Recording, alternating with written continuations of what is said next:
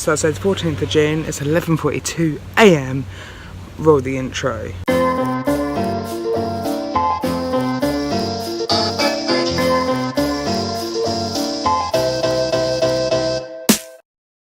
Hello Wembley, you alright?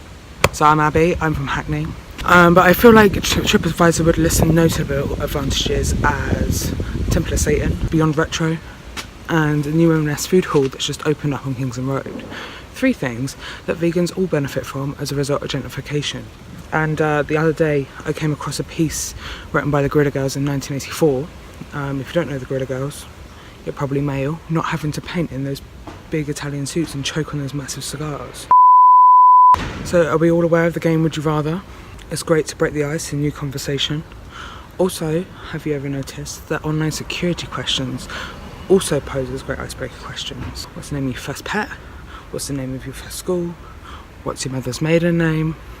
Anyway, icebreaker questions seem to normally frustrate me because they're always overtly subjective rather than objective. They never really have any real emotional attachment to them, not any real knowledge construction, and really come to no conclusion to anything. And hence, they don't really give me an insight into who you actually are.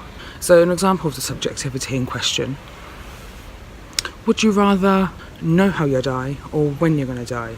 I'm sorry to break it to you, but everybody in this room is dying.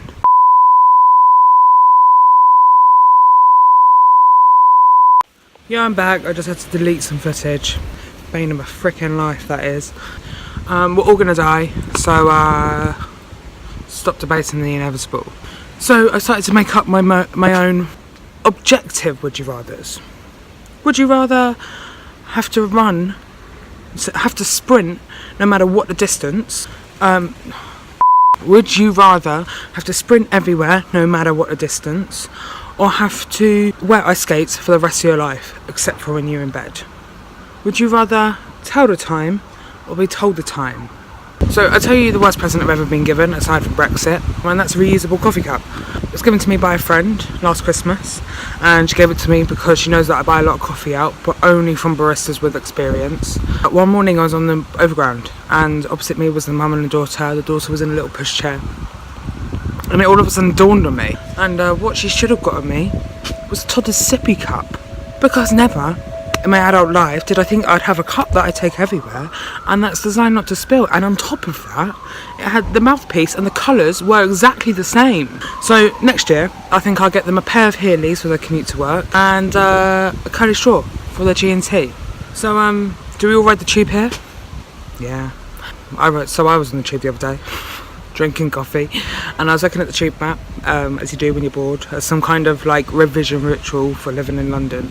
I decided to play a game with myself.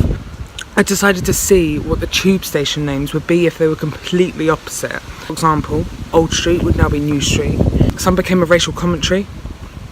The city boys that get off at Blackfriars now get off at Whitefriars. But my favourites were those that make absolutely no sense. So Highbury and Islington, Lowbury and Notlington, Limehouse became Lemon House, wait for it, Elephant and Castle will now in absolutely all cases be Mouse and House. So I want to end on one last thing, and that is listening to music on the go. So what I often do is listen to only just one track or one soundtrack repetitively for a long period of time.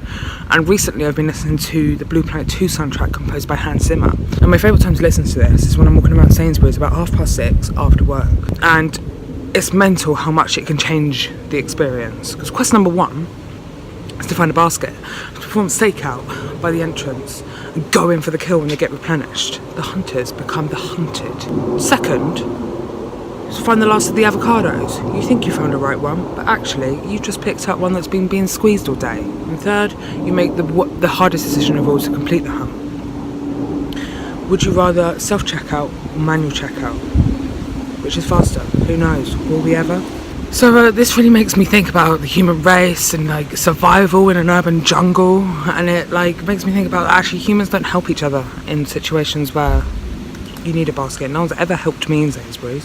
So I want to leave you with this. It's a quote from another song that I often listen to and repeat, and it's written by the infamous social commentators and motivational speakers S Club 7.